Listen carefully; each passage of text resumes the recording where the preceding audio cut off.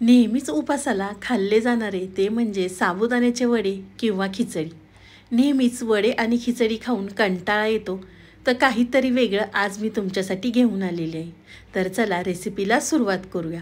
Hi hello नमस्ते, मी स्वाती सांडवर या YouTube चॅनलवर तुम्हा सगळ्यांचं अगदी मनापासून स्वागत करते। तर इथे मी मिक्सरचं भांडं घेतलेलं आहे। त्यामध्ये आपल्याला सुकं खोबरं घालायचं आहे। तुम्ही ओलं खोबरं वापरलं तरी या ठिकाणी चालणार आहे। त्यानंतर आपल्याला अर्धी वाटी शेंगदाण्याचा कूट घालायचा। इथे मी भाजलेल्या शेंगदाण्यांचा कूट वापरलेला आहे। त्यानंतर तुमच्या गरजेनुसार तुम्ही मिरची घालू शकता। इथे मी एक मिरची घातलेली आहे। मिरची घातल्यानंतर चवीनुसार मीठ घालायचं, अर्धा चमचा साखर घालायची आहे आणि त्यामध्ये आपल्याला लिंबू पिळायचं आहे। उपासाचा पदार्थ असल्यामुळे त्यामध्ये आपल्याला साखर आवर्जून घालायची आहे। लिंबू पिळल्यानंतर त्यामध्ये आपल्याला अर्धी वाटी पाणी घालायचे आणि मिक्सरला बारीक आपल्याला ही चटणी वाटून घ्यायची आहे। तर इथे पाहू शकता तुम्ही, इथे चटणी बारीक अशी वाटून घेतली। थोडीशी आपल्याला ही पातळ चटणी ठेवायची आहे, कारण वड्यांसंग खाता येईल, त्यामुळे इथे मी पातळ चटणी केलेली आहे। तर त्यानंतर आपल्याला फोडणी द्यायची आहे। इथे मी तडका पॅनमध्ये तेल गरम करून घेतलेलं आहे। त्यामध्ये आपल्याला जिरे घालायचे आहेत आणि आपल्याला हा तडका चटणीवरती घालायचा आहे। तुम्ही जर उपासाला जिरे खात नसतील तर या ठिकाणी नाही घातले तरी चालतील। तर इथे पाहू शकता खमंग अशी आपण फोडणी चटणीला दिलेली आहे। छान आपली चटणी तयार झालेली आहे। तर चटणीचं एका साईडला ठेवून देऊया। तर इथे मी 2 बटाटे घेतलेले आहेत। वजनी म्हटलं तर 300 ग्रॅम हे बटाटे आहेत। इथे मी उकडून साल काढून बटाटे घेतलेले आहेत। त्यानंतर आपल्याला हे बटाटे हाताने स्मॅश करून घ्यायचे आहेत। बटाटे अजिबात सुद्धा किसणीने किसून घेऊ नका, कारण या ठिकाणी आपल्याला थोडासा अख्खा बटाटा राहिला अगदी हा खायला छान लागतो, म्हणून आपल्याला हा बटाटा हातानेच कुस करून घ्यायचा आहे। तर इथे मी दोन्हीसुद्धा बटाटे हाताने कुस करून घेते। तोपर्यंत तुम्ही माझा व्हिडिओ इथपर्यंत पाहिलाच आहे आणि थोडा तरी आवडला असेल ना, तर प्लीज एक सबस्क्राईब नक्कीच करा।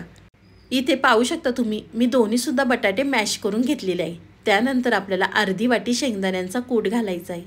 इथे मी भाजलेल्या शेंगदाण्यांचा कूट वापरलेला आहे।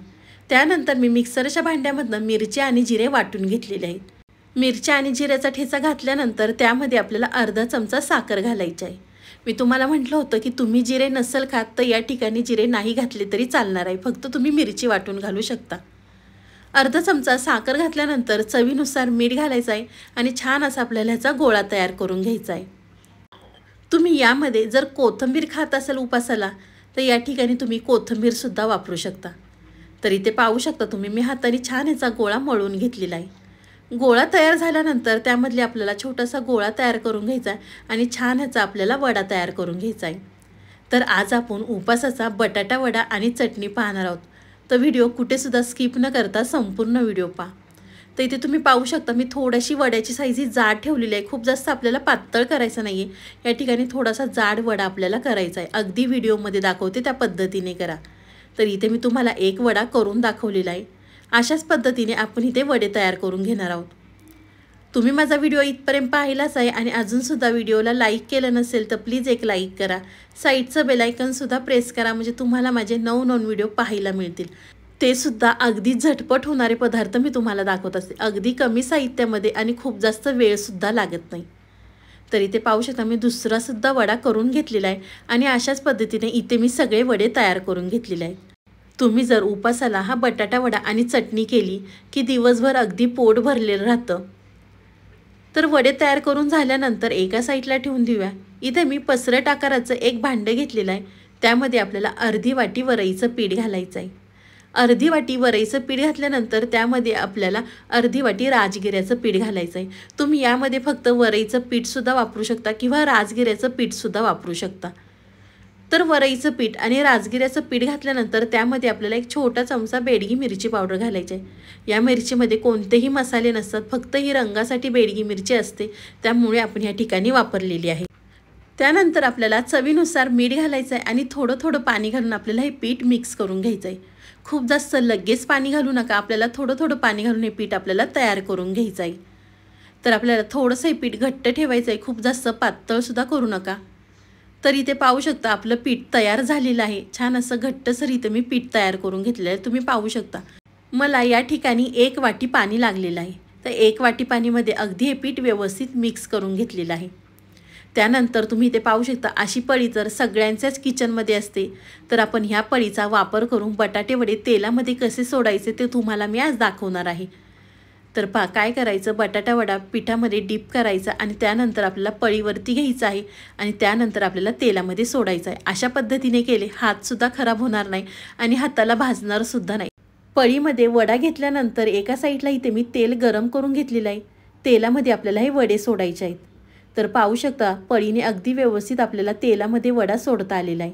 तुम्हाला जरी माझी आयडिया आवडली असेल ना तर प्लीज व्हिडिओला एक लाईक नक्कीच करा. तर तेलामध्ये वडे सोडल्यानंतर आपल्याला पलटी करून घ्यायचे आहेत आणि मस्त असे खमंग हे वडे आपल्याला तेलावरती तळून घ्यायचे आहेत. इथे पाहू शकता तुम्ही सोडा न वापरता मस्त असे वडे आपण तयार करून घेतलेले.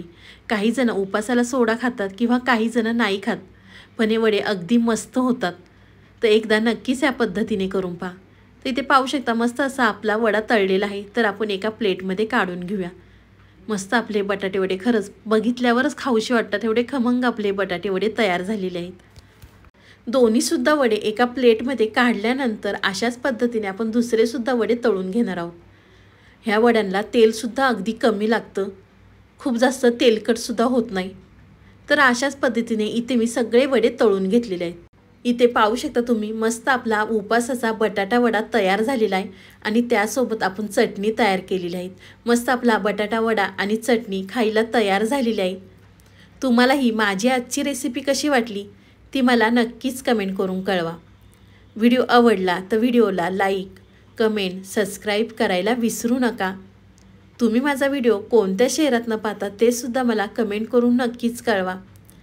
तर चला, तुम्ही माझा संपूर्ण व्हिडिओ पाहिल्याबद्दल थँक्यू सो मच. पुन्हा भेटूया असाच एक छानसा व्हिडिओ घेऊन. तोपर्यंत बाय.